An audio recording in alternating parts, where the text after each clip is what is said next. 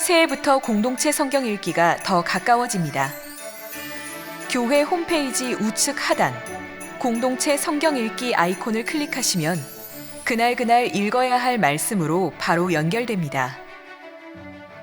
내가 봄에 천사가 무적행의 열쇠와 큰 쇠사슬을 2026년에도 하루하루 말씀과 함께 걸으며 경건의 습관을 세워가는 한 해가 되시길 바랍니다.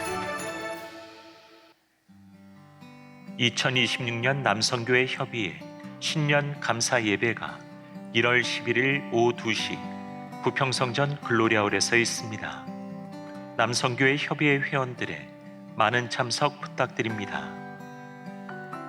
차량 미등록으로 인해 입출차 시간이 지연되어 불편함이 발생할 수 있습니다. 교회 주차장을 이용하시는 모든 성도들께서는 반드시 차량 등록을 완료해 주시기를 부탁드립니다. 이는 주안성전과 송도성전에 출석하시는 성도님들도 모두 해당됩니다.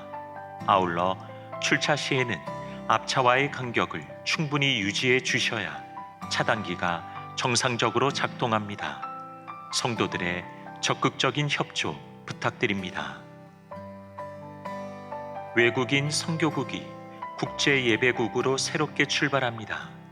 특정 국적을 넘어 모든 이주민 가족을 온전히 포용하고 우리 모두가 그리스도 안에서 하나된 예배 공동체임을 고백하며 나아가도록 하겠습니다.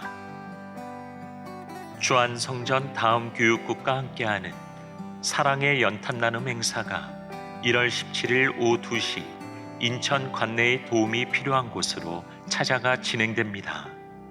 주안교회 교육국과 성도들의 많은 참여 바랍니다. 새가족 사역국 봉사자, 꿈쟁이 어린이 도서관 봉사자, 주안 조이풀 주니어 오케스트라 단원, 주안대학원 대학교 부설 평생교육원, 자기성찰 디브리퍼 전문가, 양성가정 참여자를 모집합니다. 지금까지 교회 소식이었습니다. 이외의 자세한 사항은 주보를 참조하시기를 바랍니다. 이제 우리의 마음과 뜻과 정성을 다해 수요 예배를 하나님께 올려드리겠습니다.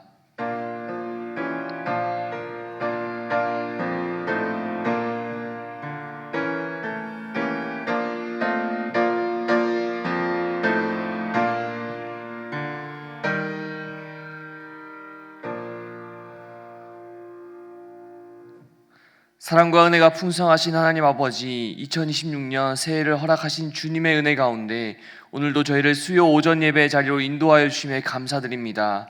이 오전에 주님을 사모하는 마음으로 나온 저희의 걸음을 주님께서 기뻐 받아 주옵소서. 주님, 앞날을 알 수 없는 시간 속에서도 저희의 길을 친히 인도하여 주시고 매 순간마다 필요한 은혜를 허락하여 주시는 분이 하나님이심을 고백합니다. 혹 메마르고 지쳐있는 심령이 있다면 주님께서 오늘 이 예배를 통해 다시 새 힘을 얻게 하시고 소망을 회복하게 하여 주옵소서. 찬양과 기도와 말씀을 통해 우리의 영혼이 채워지게 하시고 예배 후에도 그 은혜가 마르지 않게 하셔서 삶의 자리마다 주님의 평안과 능력이 흘러가게 하여 주옵소서.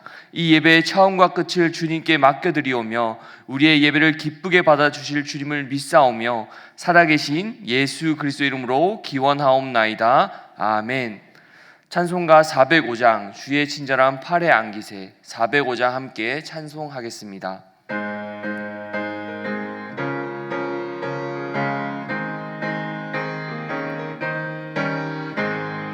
주의 친절한 팔에 안기세 우리 맘이 평안하리니 항상 기쁘고 복이 되겠네.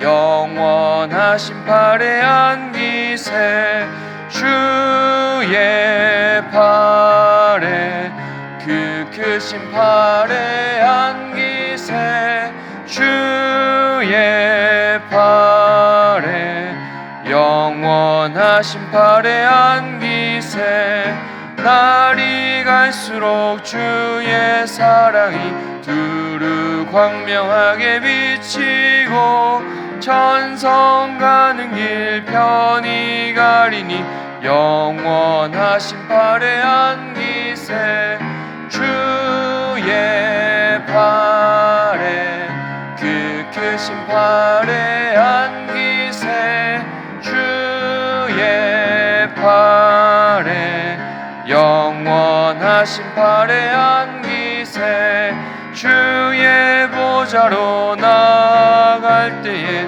기뻐 찬미 소리 외치고 겁과 두려움 없어지리니 영원하신 팔에 안기세 주의 팔에 그 크신 팔에 안기세 주의 팔에 영원하신 팔에 안기세. 이 시간 합심 기도 제목으로 함께 기도하겠습니다. 하나님의 나라가 속히 이 땅에 임하게 하여 주옵소서. 남북한이 속히 복음으로 통일되게 하여 주옵소서. 우리나라가 하나님을 경외하는 나라가 되게 하여 주옵소서. 한국교회가 성령으로 새롭게 부흥되게 하여 주옵소서. 주한교회가 성적 삶으로 복음의 빛을 비추는 교회가 되게 하여 주옵소서. 그리고 오늘 말씀 전하시는 박종광 목사님과 사역을 위해서 기도하신 후에 52교구 조은경 권사님께서 나오셔서 함께 기도해 주시겠습니다. 이 시간 다 함께 주님 한번 외치며 통성으로 기도하겠습니다. 주님, 사랑이 많으신 하나님 아버지, 오늘도 수요 오전 예배로 이 자리에 나와 하나님께 우리의 기도를 올려드립니다. 이 시간 올려드리는 모든 기도가 하나도 땅에 떨어지지 아니하고 온전히 하나님께 상달되는 기도가 될 수 있도록 주님 붙들어 인도하여 주시옵소서. 하나님의 나라가 속히 이 땅 가운데 임하게 하여 주시옵소서. 온 세상 위에 하나님의 나라가 임하게 하여 주셔서 아직 주의 이름을 알지 못하는 영혼들이 그들을 긍휼히 여겨 주셔서 하나님의 복음을 경험할 수 있도록 주님 인도하여 주시옵소서. 전쟁과 분쟁과 재난 가운데 있는 나라들을 붙들어 주시고 어둠 가운데 있는 민족들에게 복음의 빛을 비추어 주시옵소서. 각 나라에 사역하시는 선교사님들 주의 손으로 지켜 붙들어 주시고 낙심하지 않도록 성령의 위로와 담대함으로 그들을 붙들어 주셔서 말씀과 삶으로 예수 그리스도를 스스로 증거할 수 있도록 주님 인도하여 주시옵소서. 그리하여 모든 세계 가운데 하나님의 나라가 하나님의 복음이 전파될 수 있도록 주님 인도하여 주시옵소서. 남북한이 속히 복음으로 통일될 수 있도록 주님 인도하여 주시옵소서. 분단의 고통을 주님 손 앞에 올려드립니다. 사람의 계산이 아니라 하나님의 뜻으로 통일의 길을 열어주시옵소서. 이념과 체제가 아니라 복음으로 다시 하나 되게 하여 주시옵소서. 분명 땅에 묶은 영혼들에게 생명의 말씀이 임하게 하여 주시고 금조림과 목속에 있는 그들에게 하나님의 긍휼이 임할 수 있도록 주님 인도하여 주시옵소서. 두려움과 불편함 대신에 주님의 복음의 자유를 허락하여 주셔서 그곳 가운데 있는 많은 국민들이, 많은 주민들이 하나님을 믿고 걸어갈 수 있도록 주님 인도하여 주셔서 특히 빠르게 부흥이 될 수 있도록 주님 인도하여 주옵소서. 특별히 그 가운데서 하나님을 믿으며 의지하며 기도하는 영혼들이 있습니다. 그들에게도 하나도 땅에 떨어지지 않냐고 온전히 하나님께 상달되는 교회가 될 수 있도록 그들을 끝까지 붙들어 지켜주시옵소서. 하나님, 우리나라가 하나님을 경외하는 나라가 될 수 있도록 주님 인도하여 주시옵소서. 하나님, 이 나라를 긍휼하게 여기시고 하나님을 경외함으로 하나님의 경외함이 사라진 이 땅 가운데 하나님 이 땅을 다시 붙들어 주셔서 지도자에게 하나님을 앞에서 두려워할 줄 믿음을 마음을 주시고 그들의 믿음을 지켜주셔서 거짓과 불의가 물러가게 하시고 공의와 정의가 세워지게 할 수 있도록 주님 인도하여 주시옵소서. 물질과 성공보다는 하나님을 먼저 구하는 나라가 될 수 있기도 하셔서 하나님 이 땅이 다시 하나님이 원하시는 나라가 될 수 있기도 하시옵고 하나님의 뜻과 비전을 이루는 우리 대한민국이 될 수 있도록 주님 인도하여 주시옵소서. 특별히 그래야 이 나라가 열방을 축복하는 통로가 될 수 있도록 주님 세워주시옵소서. 한국교회가 성령으로 새롭게 부흥될 수 있도록 주님 인도하여 주시옵소서. 한국교회를 다시 하나님 앞에 돌려주시고 하나님 말씀으로 다시 한번 세워질 수 있도록 주님 인도하여 주시옵소서. 형식적인 신앙에서 돌이켜 신앙의 본질로 돌아오게 하시고 말씀과 기도가 회복되는 한국교회가 될 수 있도록 주님 인도하여 주시옵소서. 성령의 불로 우리의 심령을 새롭게 하시고 회개와 눈물이 마르지 않는 한국교회가 될 수 있도록 하나님 함께하여 주시옵소서. 교회의 이름이 높아지는 것이 아니라 하나님의 이름만, 예수 그리스도의 영광만 높아질 수 있도록 한국교회가 될 수 있도록 도와주셔서 세상과 타협하지 않는 거룩함을 회복하게 하시고 이 땅을 살리는 하나님의 도구로 쓰임받는 한국교회가 될 수 있도록 주님 인도하여 주시옵소서. 하나님, 주한교회가 성령 삶으로 복음을 비추는 교회가 되게 하십시오. 주한교회 이 땅에 세우신 뜻을 기억하게 하여 주셔서 모이는 교회에서 머무르는 것이 아니라 흩어져서 하나님의 복음을 전하는 교회가 될 수 있도록 주님 인도하여 주시옵소서. 성도 한 사람 한 사람이 살아있는 증인이 되게 하시고 가정과 일터와 삶의 자리에서 복음을 전하게 하여 주시옵소서. 말로만이 아니라 삶으로 예수님을 전하게 하셔서 지역사회를 섬기며 아픔을 끌어안는 우리 주한교회가 될 수 있도록 주님 인도하여 주시옵소서. 특별히 오늘 말씀 전하시는 박성광 목사님을 위해서 기도합니다. 목사님 말씀 가운데 입술 가운데 하나님 함께하여 주시고 특별히 사역 가운데도 하나님 함께하여 주셔서 하시는 사역마다 하시는 설교마다 성령의 하나님 함께하여 주셔서 은혜의 강물처럼 흘릴 수 있도록 주님 인도하여 주시고 가정과 영육 간의 강건함을 부어주셔서 하나님 그 사역 가운데 목사님 사역 가운데 아무런 어려움 없이 하나님의 보호하신 가운데 진행될 수 있도록 주님 인도하여 주시옵소서.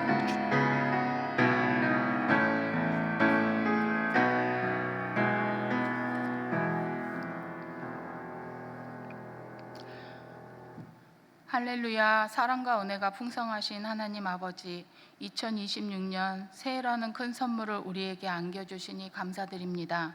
또한 신년 부흥회를 허락해 주시고 말씀의 은혜 받게 하여 주시니 감사드립니다. 받은 말씀 따라 하루하루 새벽을 깨우며 언제나 주님과 교통하며 주어진 삶에 감사하며 큰 믿음의 자녀로 성장하여 주님이 주실 선물을 흡족히 누리는 새해가 되게 도와주시옵소서. 오늘도 뜻하신 섭리 안에 새해 첫 수요 예배를 드릴 수 있는 건강을 허락해 주셔서 감사드립니다. 지나온 시간 속에서 저희의 교만함, 미련함, 선하지 못한 것 주님 앞에 내려놓습니다. 주님의 보혈로 덮어주시고 부활의 소망으로 일으켜 주옵소서. 주님, 전쟁과 기상이변으로 고통받는 지구촌 곳곳에 주님의 평안이 임하여 안식을 누리는 새해가 되게 하옵소서. 하나님 아버지, 새해엔 북한의 우상 정권이 무너지게 하시고 남북이 복음으로 하나 되어 복음 통일 이루게 하여 주옵소서. 우리나라가 하나님을 경외하는 나라 되게 하여 주시고 지도자들에게는 분별력과 하나님을 두려워하는 마음 주셔서 우리나라의 정치, 경제, 사회, 문화, 교육 모든 영역에 하나님의 공의와 정의가 바로 세워지게 하옵소서. 주한교회와 주한대학교 대학원을 하나님의 선교적 도구로 복음의 빛 비추며 걸어가게 하여 주시니 감사드립니다. 새해에도 하나님의 부르심에 순종하여 하나님의 역사를 깊이 알게 하여 주시옵소서. 복음 들고 땅끝까지 주님을 전하시는 선교사님들 언제나 주님과 동행하며 성령의 충만함으로 사역을 감당하게 하시고 선교사님 가정 위에 주님의 은총이 항상 함께하여 주옵소서. 나경밀 원로 목사님 언제나 형통의 복 누리게 하옵소서. 주승중 위임 목사님 성대를 보호하여 주시고 주한교회 성도 한 사람도 낙오 없이 구원의 방주 이끄시기에 부족함 없도록 하나님의 권능과 임재가 항상 함께 하시기를 기도드립니다. 부목사님들 성령 충만, 말씀 충만 부어주셔서 맡겨진 사역과 가정에 성령의 열매 많이 거두어 주님께 잘하였다 칭찬받는 목사님으로 세워주시옵소서. 이 시간 말씀을 전하시는 박종광 목사님에게 성령의 능력으로 기름 부어주시옵소서. 주시고 목사님의 사역과 가정을 축복하여 주시고 은혜로 채워 주시옵소서. 물된 동산 같겠고라는 제목으로 말씀을 선포하십니다. 선포된 말씀을 듣고 성령 충만함 받아 답답하고 막막한 현실 앞에 더 이상 무너지지 않고 주님 다시 오실 그날까지 다시 일어서고 다시 걸어갈 수 있는 새로운 마음과 새로운 생각이 창조되는 시간 되게 하옵소서. 우리의 예배를 기쁘게 받아주시고 세상 끝날까지 우리와 함께하여 주시는 예수님의 이름으로 기도드립니다. 아멘.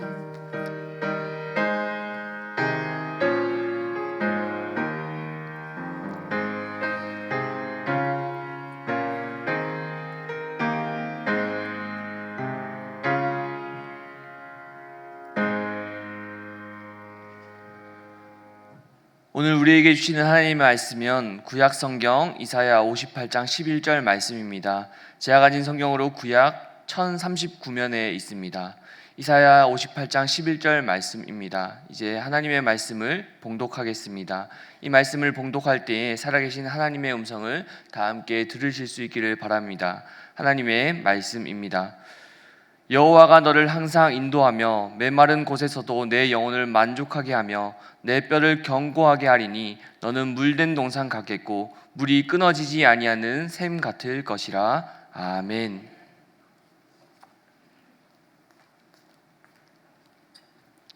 할렐루야. 아멘. 반갑습니다. 우리 옆에 분들 한번 인사할 때 새해 복 많이 받으세요 한번 인사하겠습니다. 새해 복 많이 받으세요. 새해 복 많이 받으십시오. 네, 감사합니다. 우리 말씀 나누기 전에 잠깐 기도하겠습니다. 사랑의 주님, 오늘도 저희들에게 귀한 날 허락해 주시고 2026년 첫 수요 예배로 주님 앞에 모이게 하시니 감사드립니다. 이 자리에 모인 분들 중에는 인생의 고난과 아픔으로 힘들고 어려운 중에도 믿음으로 이 자리를 지킨 이들도 있을 줄 압니다.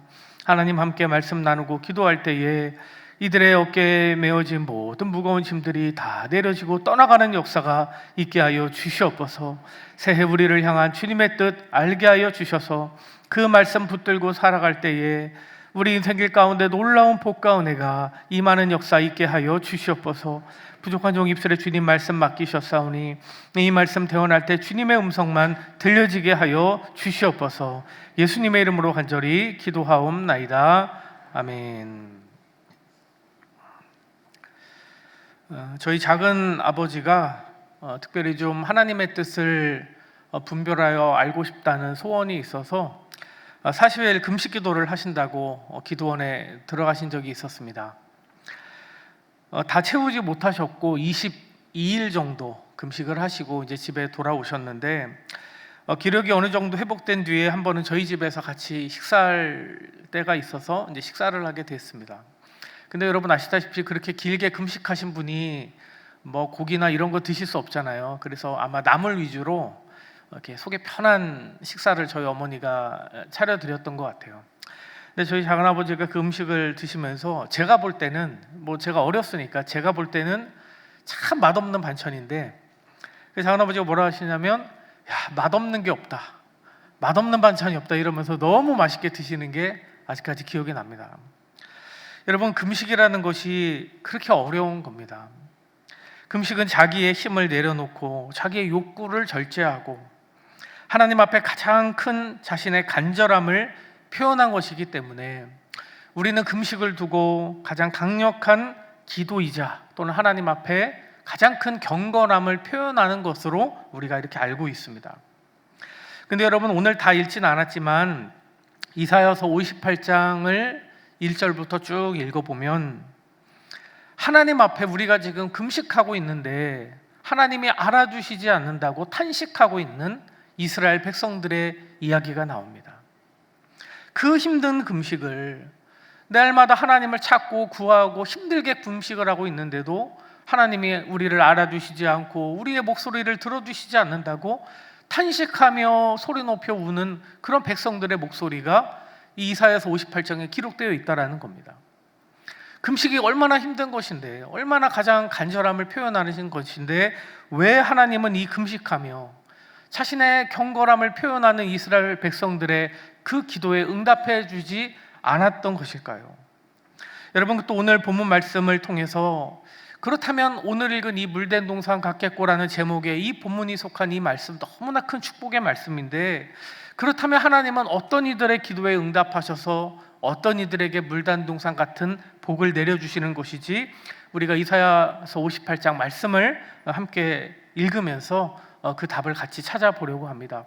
여러분 성경책 있으신 분들은 좀 성경 말씀 58장을 펴놓으시고 혹시 부득이 못 가져오신 분들은 핸드폰으로라도 58장을 펴놓으시고 같이 말씀을 읽으면서 오늘 같이 말씀 나누면 좋겠습니다.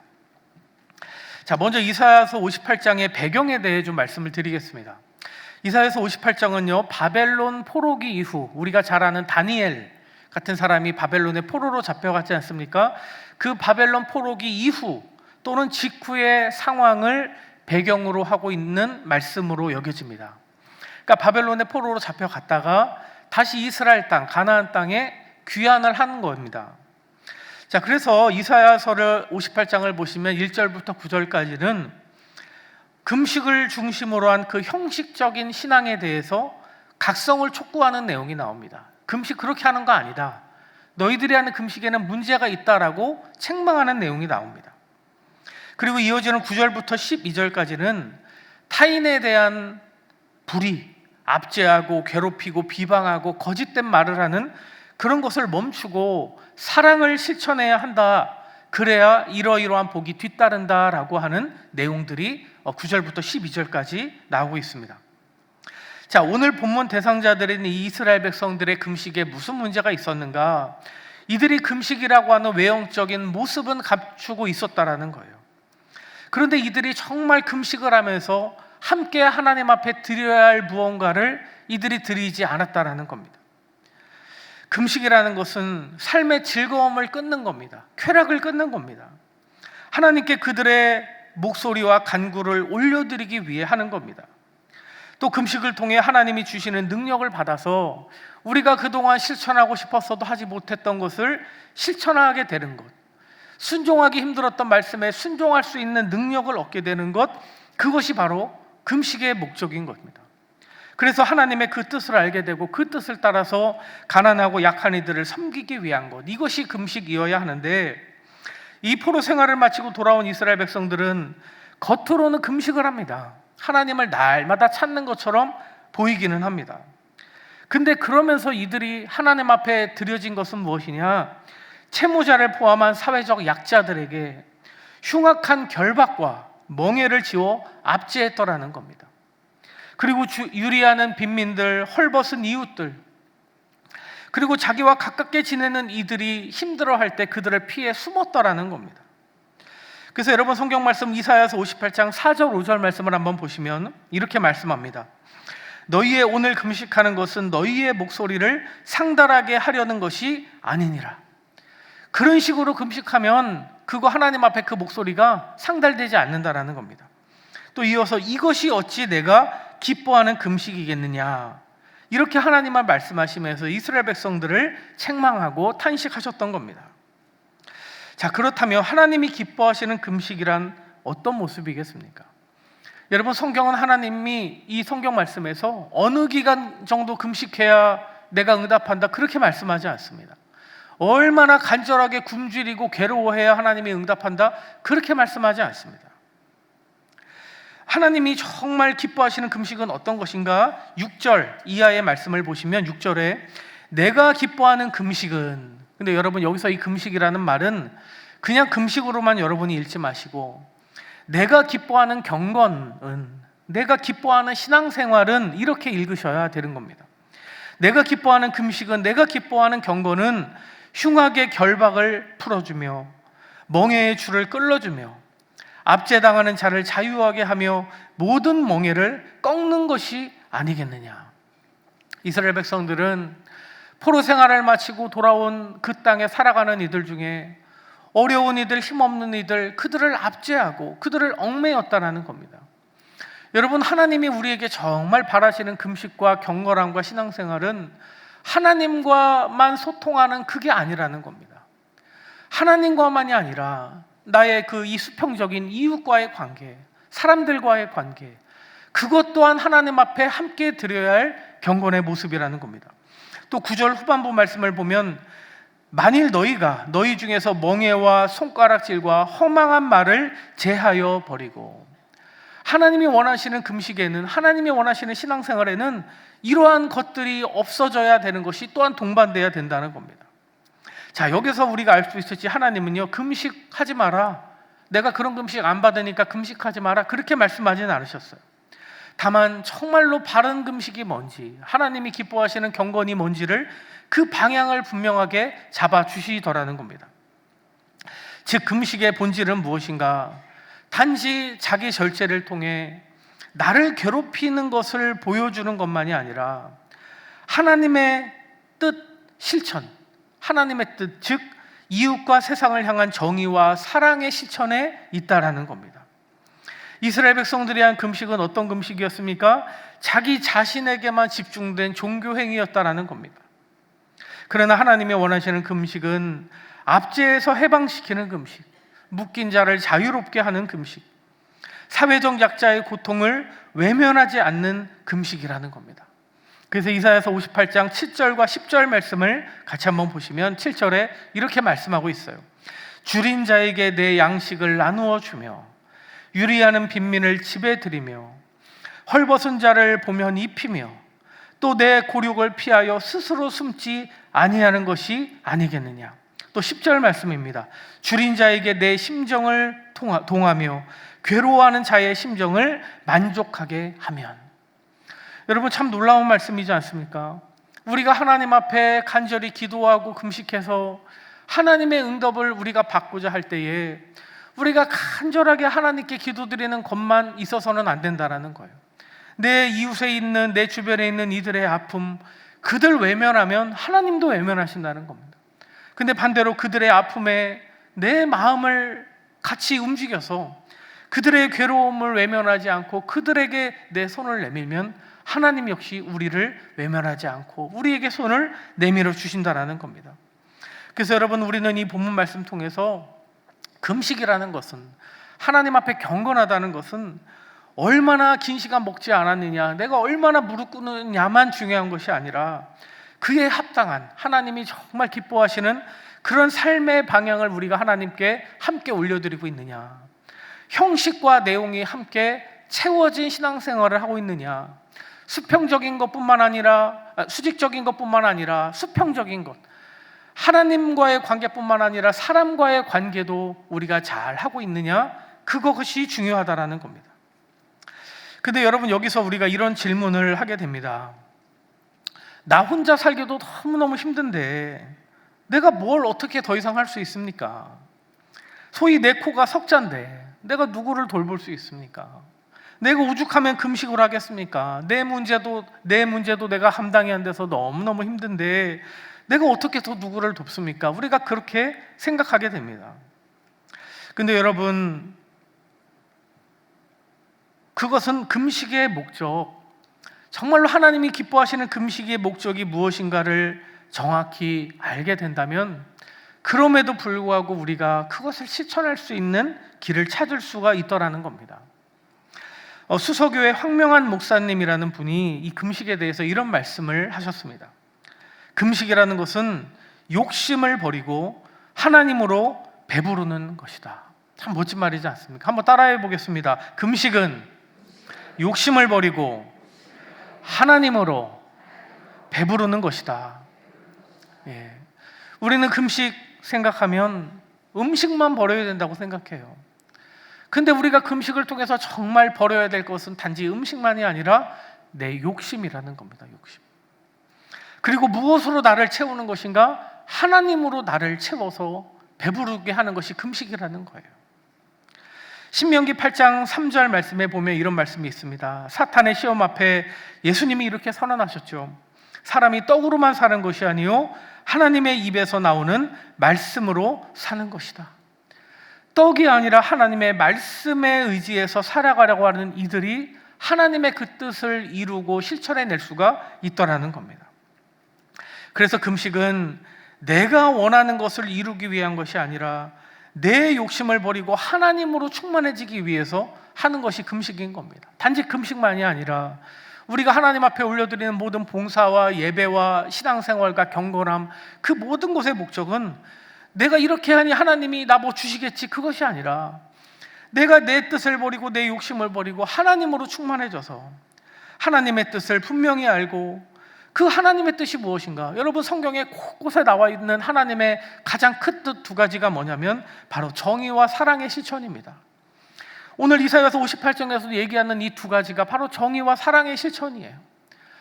어려운 이들을 괴롭히고 압제하는 거 멈추라는 겁니다. 그리고 줄이고 궁핍한 이들을 너희가 돌보라는 겁니다. 정의와 사랑의 실천, 그것이 하나님의 뜻인데 우리가 금식하고 기도하면서 하나님으로 충만해져서 내 욕심을 내려놓게 되면 내 뜻이 아닌 하나님의 뜻, 정의와 사랑을 실천하기 원하시는 하나님의 뜻을 분명히 알게 되기 때문에 내가 어렵고 힘들고 궁핍한 중에도 나보다 더 낫고 어려운 이들을 돌볼 수 있는 그런 마음의 힘을 얻게 된다는 겁니다. 사무엘상 23장에 보면 우리가 잘 아는 다윗이 사울 왕을 피해서 도망 다닐 때 누군가를 도왔던 이야기가 나와요. 물론 여기 다윗이 금식 기도했다는 내용은 없지만 계속해서 다윗은 기도합니다. 사울 왕을 피해서 도망 다니면서 다윗이 계속해서 하는 것은 뭐 군사훈련이나 무기를 충전하거나 그것이 아니라 하나님 앞에 계속해서 기도해요. 하나님의 뜻을 알기 위해서. 그런데 하나님의 뜻이 무엇인가? 다윗과 부하들이 사울 왕을 피해서 도망 다니고 있는데도 블레셋의 침공을 받은 그일라라고 하는 곳에 가서 그들을 도우라는 거예요. 보통 사람 같으면 못합니다. 다윗의 부하들도 그렇게 얘기해요. 장군님, 우리가 지금 숨어 있기도 불안한데 어떻게 거길 가서 우리가 그들을 돕냐고. 부하들이 말려야 안 된다고. 부하들의 말은 비상식적인 말이 아닙니다. 상식적인 말이에요. 당연한 얘기예요. 내 코가 석자인데 내가 도망 중인데 누구를 돕습니까? 가서 도우면 그 소식이 알려질 것이고, 그러면 또 이 사울 왕이 또 군대를 이끌고 쫓아오면 또 도망을 가야 되는데 어떻게 누굴 돕습니까? 근데 하나님의 뜻을 잘 분별하여 안 다윗의 결정은 무엇이냐? 가서 돕더라는 거예요. 여러분, 그 인생 하나님이 결코 실패하는 인생으로 되지 않았더라는 거예요. 도망 다니는 중에도 남들 도우며 살았지만 하나님의 그 다윗의 인생 외면하지 않으시고 어떻게 만들어 주셨습니까? 이스라엘의 귀한 왕으로, 자자손손 이스라엘의 왕위를 이어받는 놀라운 가문으로 하나님이 만들어 주셨다라는 겁니다. 여러분, 우리가 다윗처럼 그런 금식, 그런 간절한 기도, 삶이 따라주는 그런 기도를 우리가 하나님 앞에 드리게 될 때 우리는 하나님께 놀라운 복을 받게 됩니다. 8절 말씀을 보시면 그리하면이라는 말로 시작을 해요.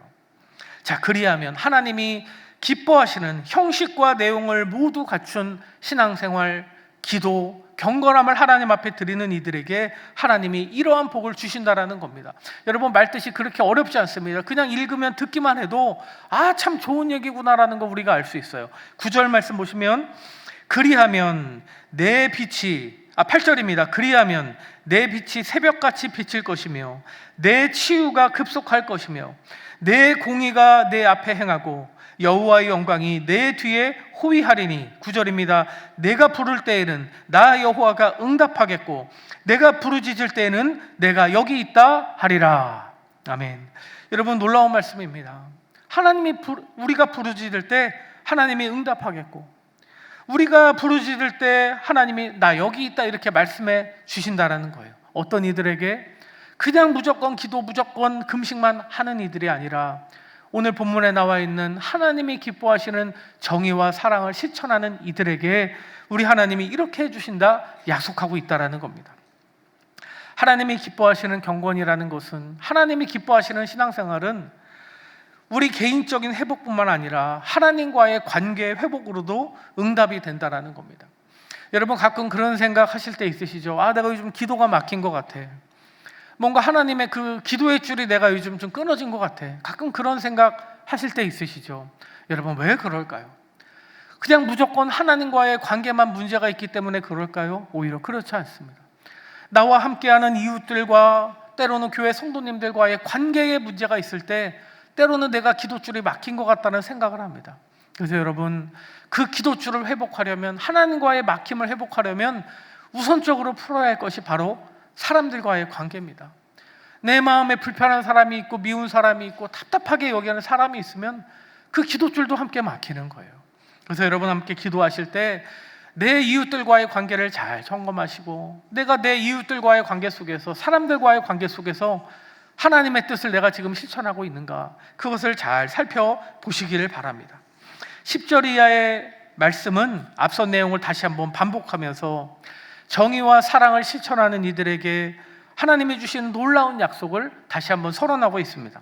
10절 후반절 말씀을 다시 한번 보시면 내 빛이 흑암 중에서 떠올라 내 어둠이 낮과 같이 될 것이다 이렇게 말씀합니다.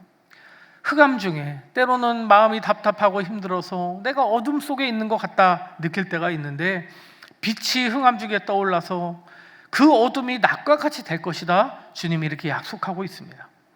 자, 이어서 오늘 우리가 함께 읽은 본문 말씀인 이제 11절 말씀이 나옵니다. 여러분, 이 11절 말씀을 보시면 여호와가 너를 항상 인도하여 메마른 곳에서도 내 영혼을 만족하게 하며 내 뼈를 견고하게 하리니 너는 물된 동산 같겠고 물이 끊어지지 아니하는 샘 같을 것이라. 여러분, 참 너무나 좋은 말씀이죠. 물된 동산 같겠고 물이 끊어지지 않은 샘 같을 것이라. 너무나 놀라운 축복의 말씀입니다. 여러분, 여기서 우리가 중요하게 살펴봐야 되는 단어들이 있는데, 첫 번째는 맨 앞부분에 있는 인도하여라고 하는 말입니다. 자, 인도하여라는 이 말이 무슨 뜻일까요? 과거 출애굽 당시 여호와께서 이스라엘 백성들을 어떻게 인도하셨습니까? 불기둥, 구름기둥으로 인도하셨어요. 출애굽기 13장 21절 말씀입니다. 여호와께서 그들 앞에서 가시며 낮에는 구름기둥으로 그들의 길을 인도하시고 밤에는 불기둥을 그들에게 비추사 낮이나 밤이나 진행하게 하시니. 여러분, 오늘 본문에 사용된 이 인도하여라는 말이 바로 이와 같은 인도를 말씀하는 겁니다. 하나님의 뜻대로 정의와 사랑을 실천하며 주님 앞에 간절함을 표하는 그런 이들에게 우리 주님은 그냥 인도가 아니라 확실한 보호 장치를 가지고 인도하시겠다라는 겁니다. 낮에도 밤에도 언제든지 전진할 수 있는, 언제든지 실패하지 않고 망하지 않는 그런 확실한 보호 장치로 너희를 인도하겠다라는 것이 오늘 본문에 나와 있는 인도하여라고 하는 이 말의 의미인 겁니다. 여러분, 사람의 인도는 한계가 있습니다. 인생길 걸어가다 보면 때로는 누구 믿고 누구에게 어떻게 하다가 내가 그 사람 때문에 배신당하고 실패해서 마음에 상처 있고 힘든 경험이 있다 하는 분들 종종 보게 됩니다. 여러분, 사람의 인도는 그렇습니다. 사람의 인도는 완벽하지 않습니다. 사람의 인도는 늘 실패하기 마련입니다. 종종 유머로 나오는 말 중에 이런 말 있죠. 나폴레옹, 프랑스에 유명했던 그 나폴레옹이 이제 군인들을 이끌고 전쟁을 가는데 힘들고 높은 산을 간신히 올라갔대요. 간신히 병사들이 헉헉대며 올라갔는데 거기서 나폴레옹이 이렇게 말하자 그 군인의 절반이 죽었다라는 겁니다. 이 산이 아닌 게벼 이랬대요. 간신히 올라갔는데 이 산이 아닌 게벼. 그래서 절반이 충격받아서 죽었대요. 그래서 다시 또 힘들게 다른 산을 또 올라갔대요. 정말 힘들게 헉헉대면서 간신히 올라갔는데 거기서 나폴레옹의 또 한 말이 남은 병사들이 또 다 죽었대요. 아까 그 산이 맞는 게벼 이랬대요. 여러분, 사람의 인도는 이렇습니다. 여러분, 사람은 그저 우리의 사랑의 대상일 뿐이지 우리가 믿음을 가지고 쫓아갈 대상이 아니라는 거예요. 그래서 여러분, 때로는 사람에게 여러분 배신당했다, 내가 누구 때문에 상처 입었다, 여러분 그렇게 말씀하실 필요 없습니다. 왜 상처받으셨습니까? 그 사람이 뭔데 그 사람을 그렇게 믿고 따르셨습니까? 여러분, 우리가 믿고 따를 분은 하나님밖에 없다는 거 오늘 이 2026년 첫 수요 예배에 다시 한번 굳게 붙드시기를 주님의 이름으로 축복드립니다. 사람 쫓지 마시고, 사람의 인도는 늘 실패하기 마련입니다. 이 산이 아닌 게벼, 저 산이 맞는 게벼. 여러분, 사람 쫓아가면 이렇게 되기 마련입니다. 근데 우리 하나님이 하시는 약속은, 이 인도하심은 사람의 인도와 다르다라는 거예요. 여러분, 하나님 바르게 잘 쫓아가면 절대 하나님은 이 산이 아닌 게벼, 저 산이 맞는 게벼 그런 일 없습니다. 하나님은 불기둥 구름기둥으로 그 이스라엘 백성들을 40년 동안, 여러분 이제 막 탈출한 노예 민족을 40년 동안 보호하신 그 하나님의 능력이 얼마나 완전합니까? 하나님의 그 인도는 조금의 틈도 없다라는 겁니다. 여러분, 근데 오늘 그 본문 말씀에서 여호와가 너를 항상 인도해서 메마른 곳에서도 내 영혼을 만족하게 하고 너의 뼈를 견고하게 해주겠다, 이렇게 약속하고 있다는 겁니다. 여러분, 이 메마른 곳에서도 영혼을 만족하게 하신다라는 이 말은, 이 메마른 곳이라는 것은 단지 사막 같은 곳만 가리키는 것이 아니라 삶의 기쁨과 소망이 없는, 삶의 기쁨과 소망이 전혀 없어서 낙심 가운데 살아가고 있는 심령을 가리키는 표현이기도 합니다. 내가 그런 심령이어도 우리 하나님 뜻대로 올바르게 잘 쫓아 살아가면 그런 심령이어도 우리 하나님이 만족하게 해주시는 은혜를 주신다라는 겁니다. 또 내 뼈를 견고하게 하신다라고 하는 이 말은 잠언 17장 22절에 나오는 말씀과 반대되는 말씀이에요. 잠언 17장에 보면 심령의 근심은 뼈를 마르게 하느니라 라고 되어 있거든요. 그러니까 뼈가 마르는 것, 뼈가 견고하게 되는 것, 완전히 반대의 말인 거예요. 우리가 하나님 쫓지 않고 세상 쫓다가는 심령의 근심이 찾아와서 뼈가 마르게 되지만, 우리 주님 뜻대로 잘 쫓아가서 주님 따라 살아가면 우리 주님께서 인도해 주셔서 우리의 뼈를 견고하게 해주시는 은혜. 이 뼈가 견고하다는 것은 단지 우리 몸에 있는 뼈만 견고하게 해준다라는 그런 뜻이 아니라 우리의 그 삶의 기반을 하나님이 튼튼하게 세워주셔서 결코 흔들림이 없거나 요동이 없게 된다, 반석 위에 집을 세워주는 것 같은 그런 은혜를 하나님이 주신다라는 겁니다. 또 두 번째 살펴볼 단어는 물된 동산이라는 단어입니다. 오늘 본문의 제목이기도 한데요, 여러분, 이 물된 동산은 물이 귀한 이 근동 사람들에게 있어서 복의 상징으로 여겨지는 것이 바로 물이기 때문에 이 물된 동산이라는 단어로 하나님이 주시는 복을 오늘 본문에서 설명하고 있는 겁니다. 이 물된 동산이라고 하는 단어는 그 원어적으로 살펴보면 두 개의 단어가 더해진 말이라고 합니다. 첫 번째는 울타리가 있는 정원이라는 말이 이 단어에 들어가 있대요. 여러분, 울타리가 있는 정원과 울타리가 없는 곳이 뭐가 다르겠습니까? 울타리가 있다는 것은 보호를 의미합니다. 안전함을 의미해요. 울타리가 없으면 그냥 야생 동물이 들어와서 그 정원을 망쳐놓을 수도 있습니다. 근데 울타리가 있는 그 정원은 확실한 보호가 약속된 그런 곳이라는 거예요. 또 이 단어에는 어떤 말이 더해졌냐면 흠뻑 적셔졌다, 충분히 물이 공급되고 있다라는 말이 또 더해진 말이 바로 물된 동산이라는 말이라고 해요.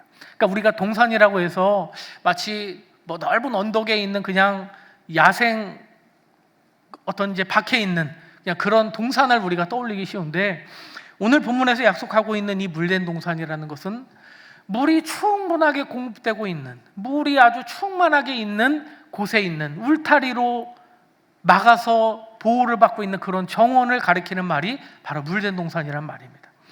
여러분, 이 말씀은 예레미야 31장 12절에도 사용된 말씀이에요.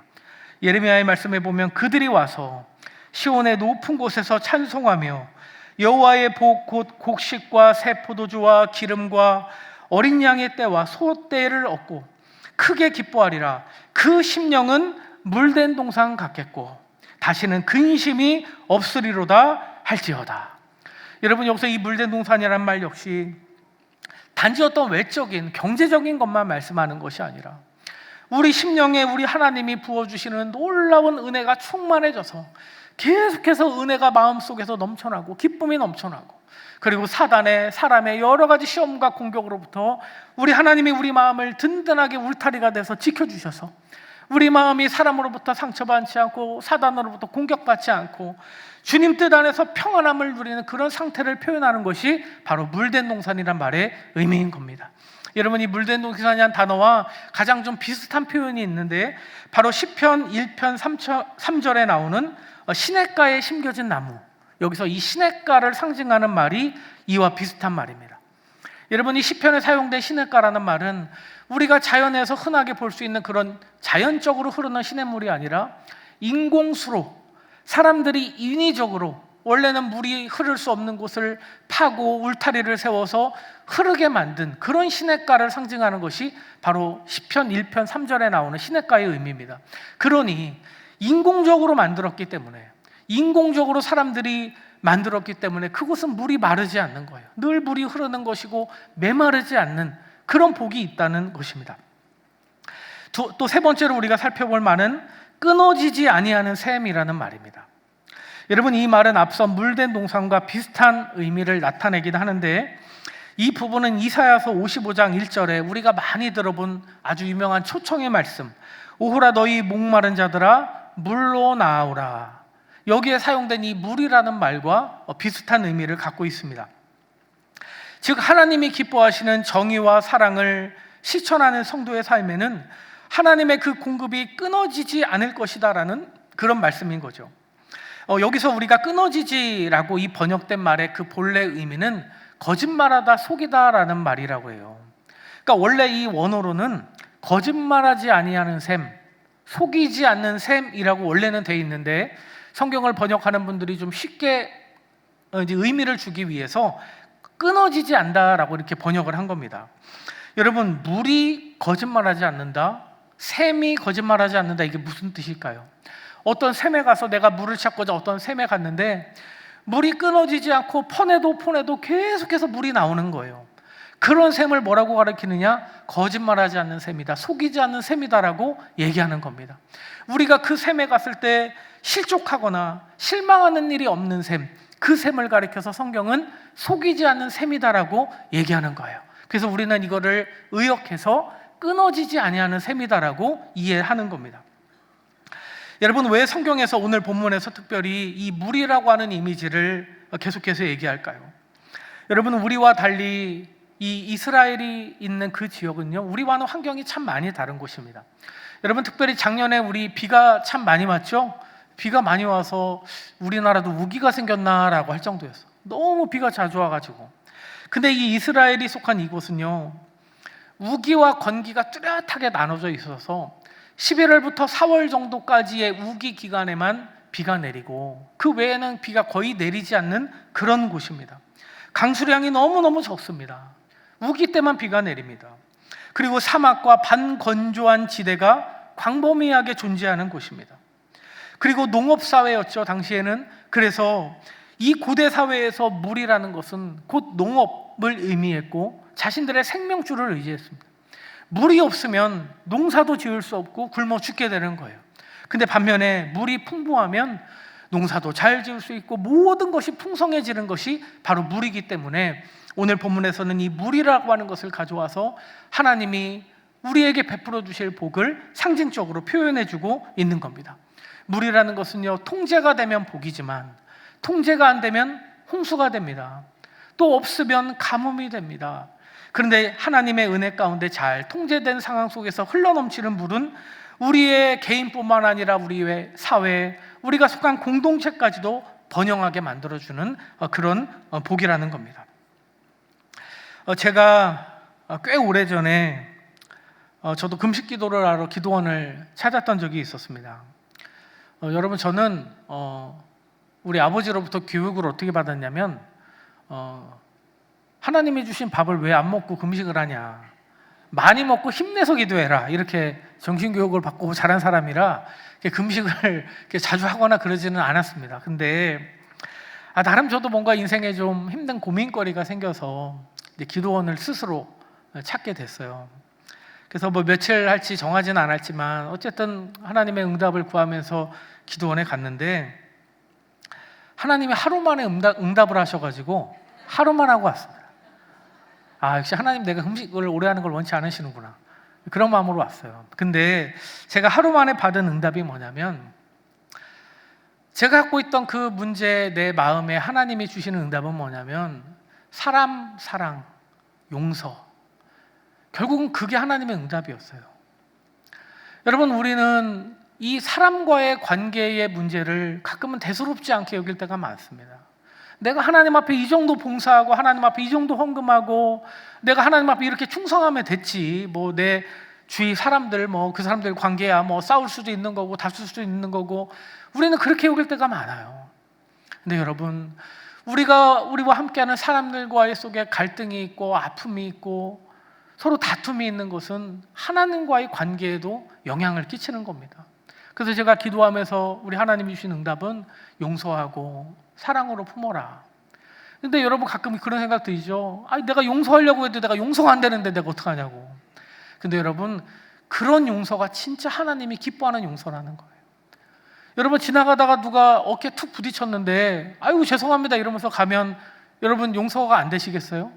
그거 갖고 용서 안 된다고 어디 내 어깨를 치고 가냐고 경찰서 끌고 가는 사람 있습니까? 없으면 어지간하면 그냥 용서해요.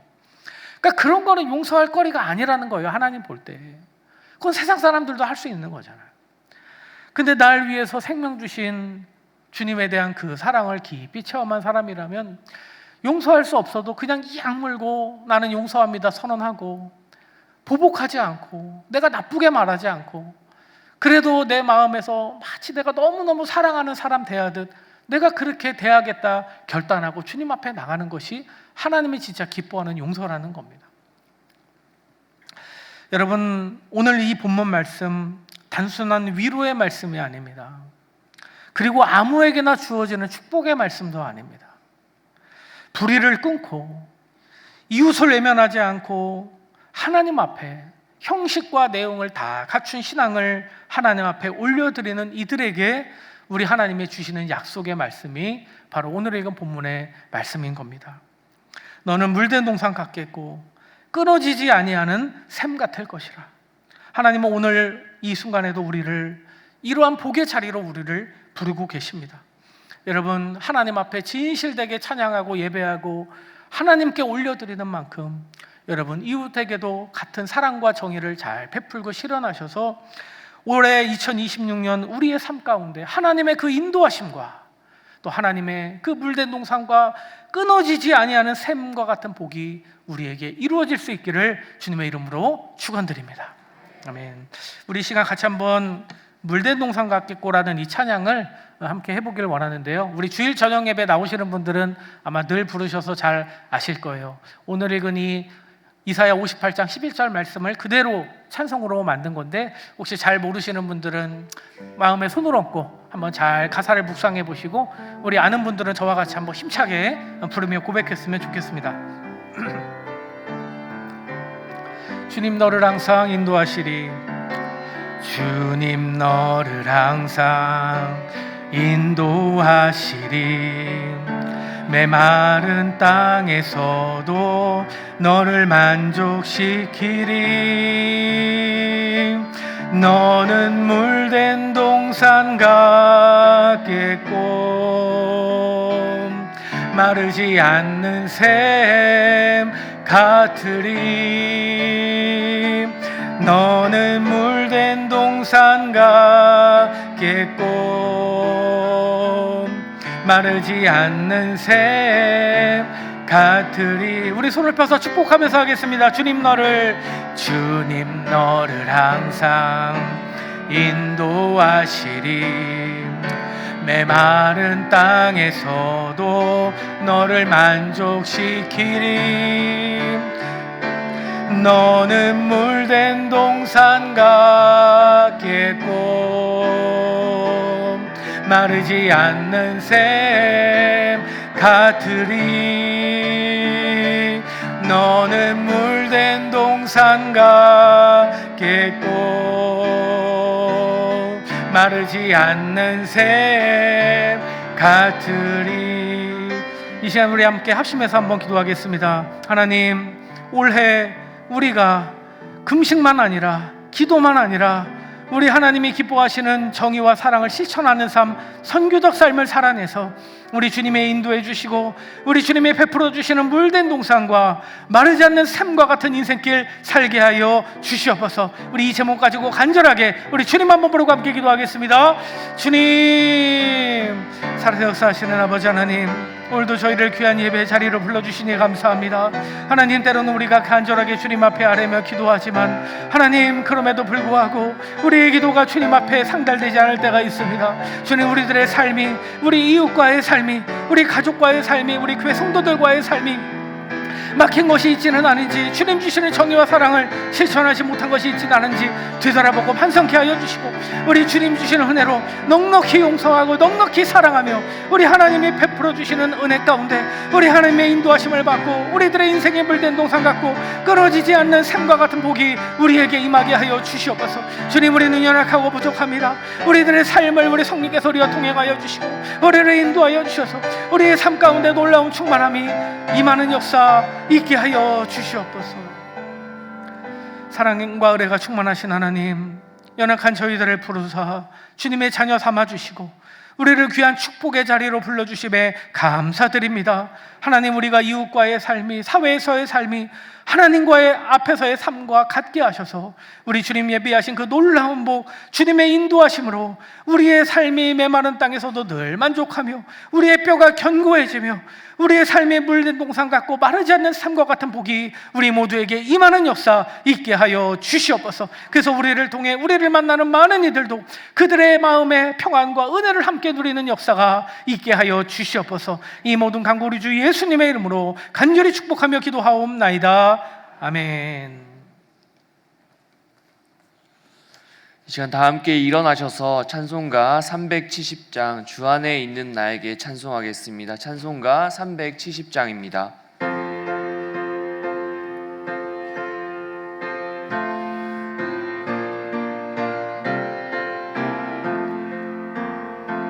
주 안에 있는 나에게 딴 근심이 있으랴. 십자가 밑에 나가 내 짐을 풀었네. 주님을 찬송하면서 할렐루야 할렐루야. 내 앞길 멀고 험해도 나 주님만 따라가리.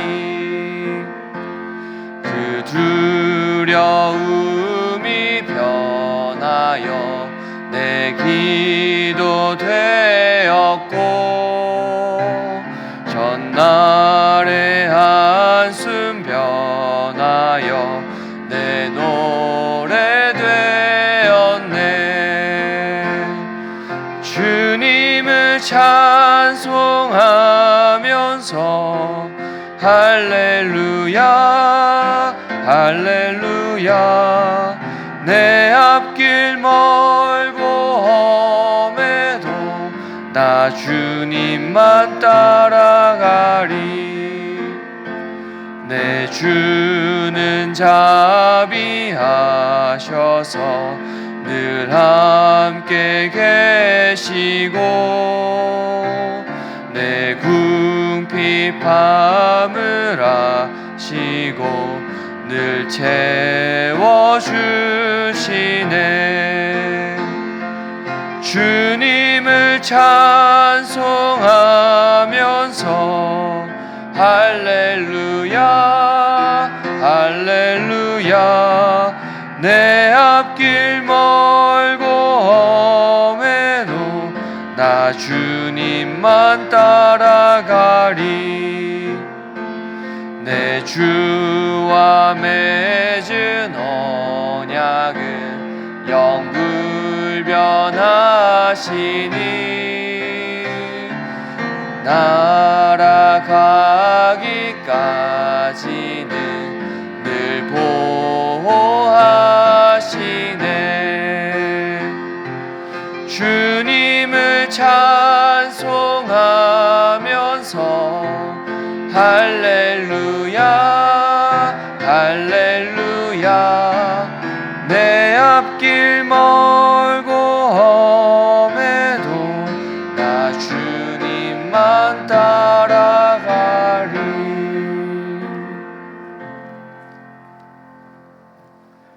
이제는 우리 주 예수 그리스도의 은혜와 아버지 하나님의 크고 무한하신 사랑하심과 보혜사 성령님의 교제하시고 위로하시며 늘 곁에서 인도해 주시는 역사가 주님 뜻대로 정의와 사랑을 실천하며 살아가서 우리 주님의 인도하심을 받고 주님 베풀어 주시는 물된 동산과 끊어지지 않은 샘의 복을 받아 누리며 살길 소망하는 이 자리에 모인 사랑하는 주의 자녀들 위해 이들의 가정과 일터와 이들의 앞날 위해 지금으로부터 영원토록 함께하여 주시기를 간절히 축원하옵나이다. 아멘.